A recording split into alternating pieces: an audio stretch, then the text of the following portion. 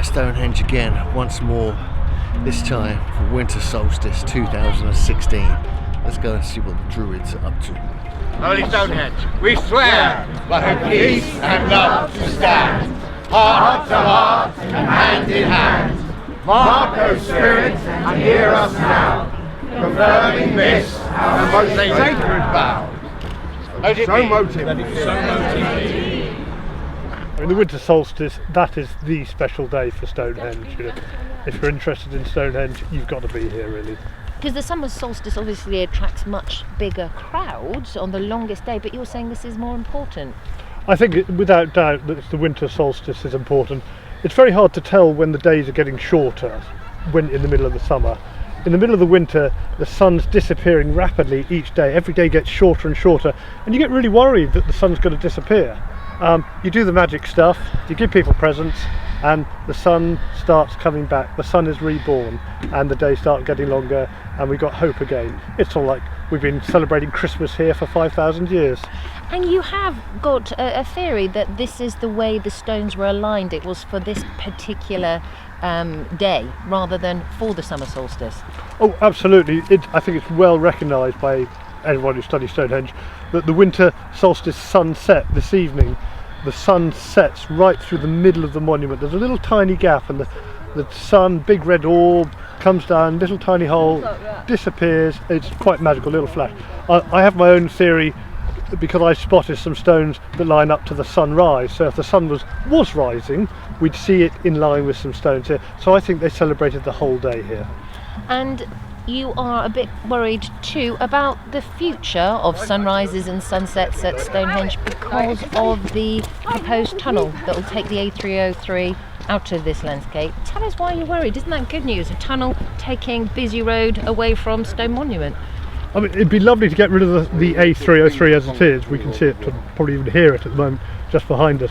What I'm worried about is the favoured option for the tunnel is they're putting the entrance just over the hill from Stonehenge, and so they're saying it's going to be out of view, but it won't be. There'll be lights and all the glow we see with road junctions, and this happens to be exactly in line with the winter solstice sunset. So as I was just saying about the sun coming down into a little red flash and then a completely dark sky, that'll be gone. There'll be that neon or LED glow.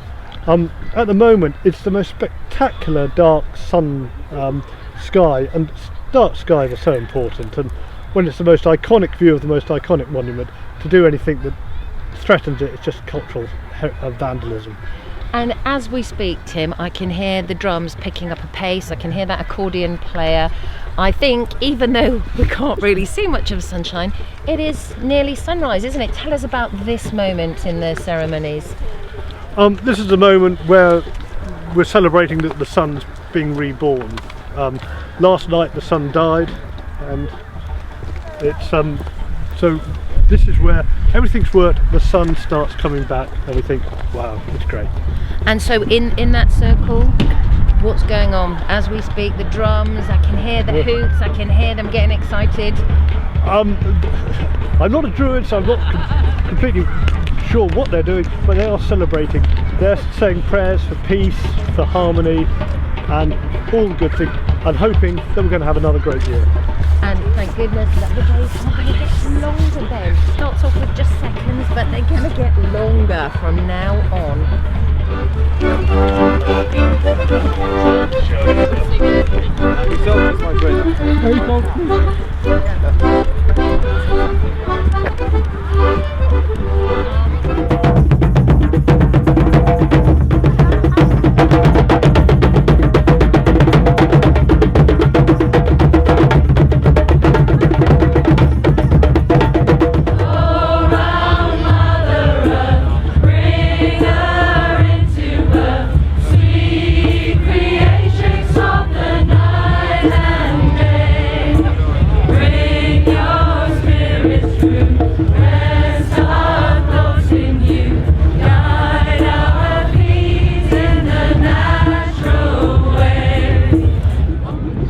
Hello Rollo, how are you? Happy Winter Solstice 2016. A happy Winter Solstice 2016 to you.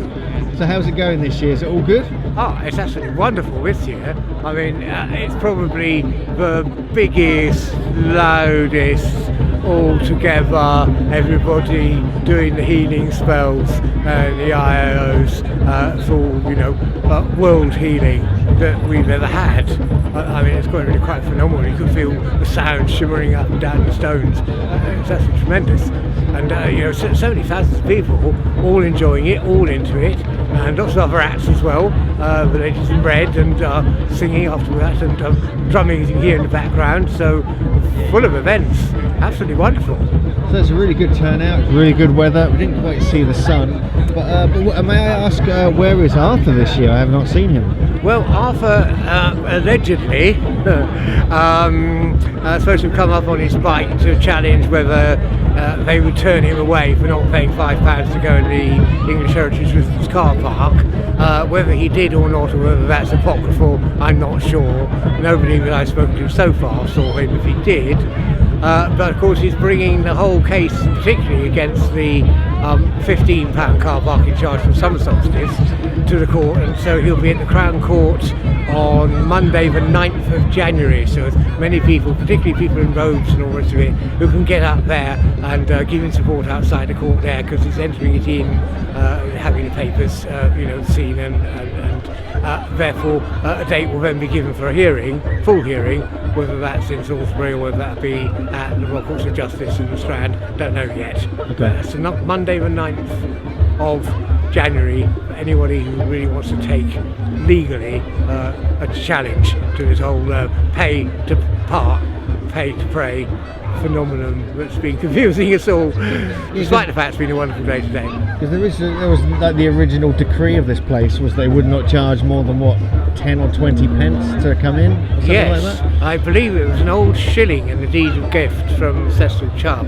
But then various High Court judges in red have applied the standard of living index or some other sort of commercial anomaly, pretense at therefore ratifying whatever that is supposed to be now, which according to English Heritage is about £18.60. Okay, it's gone up slightly with inflation. Gone up slightly. All right, thanks very much, Willow. I'll be at the court, and I wish you a happy winter solstice. Thank you, and to you everyone. Cheers to you.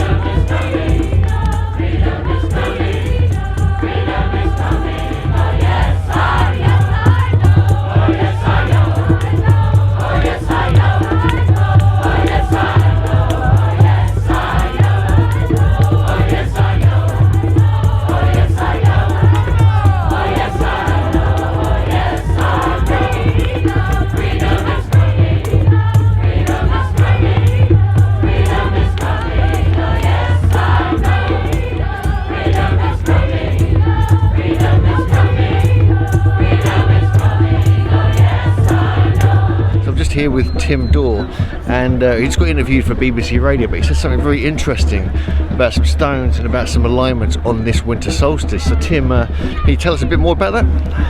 Oh yeah. What it is we're standing here, we're waiting for the winter solstice sunrise. Now we know about the sunset alignment, everything's that way, back over there. The sunrise is that way, and I noticed standing here that if we look round, if you come around here, if you look at the Great Trilithon, which is, it's the tallest trilithon, the one with the knob on, the back of it is directly in line with us, and actually with this station stone. That line is where the sun would be rising. If the sun was rising, it would be directly in line with that. We know from Hawley's excavations that trilithon was in that line. So we know that's in the original position, even though it's been redone. And Solstice time. yeah.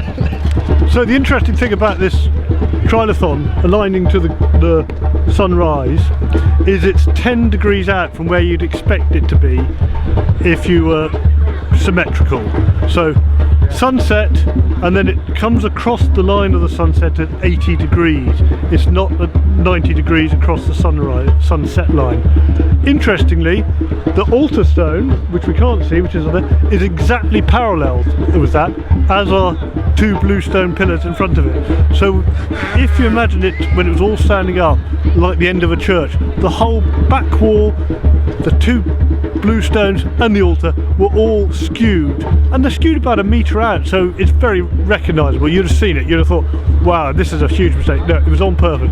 Skewed at 80 degrees, and that 80 degrees is the sunrise alignment for the winter solstice. So they were very clever. They got the stones to do the sunset and the sunrise. And the other tiny little thing about this 80 degree angle is that's the same angle as we see in the bush barrow lozenge and other decorative items. Okay, so the bush barrow lozenge may have in fact been, you know, Simon's told me about this before, it's actually used for different measuring the whole year really now. It could well be, yes. So it's not just the solstice, not the summer solstice, it's also potentially the whole year. Yeah, absolutely. Okay. So we've got the, over there we have the bush barrow, which is, you can virtually see it from here. Yeah. And this is one of the 4 station stones. And one of these is missing, isn't it? 2 of them are missing. 2 of them are missing. So the station stone, there's another one down there, and they're in line with the winter solstice sunset that way, and then that way is the lunar alignment, which Simon will have told you about. And is there, I mean, because it's the winter solstice sunset and the summer solstice sunrise are the same alignment. Yeah. What's your take on it? Do you think they were both being marked, or do you think one was more prominent than the other? I think it was the winter one. I mean, just out of that is because this alignment through here is the winter solstice sunrise, it's also the summer solstice sunset. Okay. So when you come here in the summer, which I've done for the open access in the evening, get behind the big stone and you'll see the sun setting in line with it. Okay, so it's all, this is like the prime position Yeah. and everything. I mean, do you think this is the reason they chose this particular spot geodetically? You know, this was a sort of important point in the landscape on the latitude or the longitude? I'm not sure about latitude and longitude. It's the big question. I mean, if I could go back, the one thing I'd say, why here? And they'd say, oh, it's obvious, because, and we get hands on all of that. I do quite like the periglacial stripes and maybe the heel stone there, all aligning. If you've ever been to Grimes Graves up in Norfolk, have you seen the periglacial stripes showing up in the landscape? No, I have not. No, right. Grimes Grave, across the valley, there's a bank, you see photos of it, and the vegetation grows in stripes. It's quite extraordinary. It looks like it's been ploughed, and it's completely natural where the periglacial stripes there are. They're not in alignment with anything here. So if we had that sort of vegetation changes here, it would have been like, wow, look, we've got lines growing, we've got a big stone, it lines up with our most important day. Yeah, this is a special place. So they were like picking it, could have potentially picking it because it's partly to do with the way nature was guiding them here. Yeah, I think that's my feeling, and it's only a possibility, but there's got to be a reason. There has to be a reason here, and that's the best one I've heard so far. Well, thank you very much, Tim Dorr. My pleasure.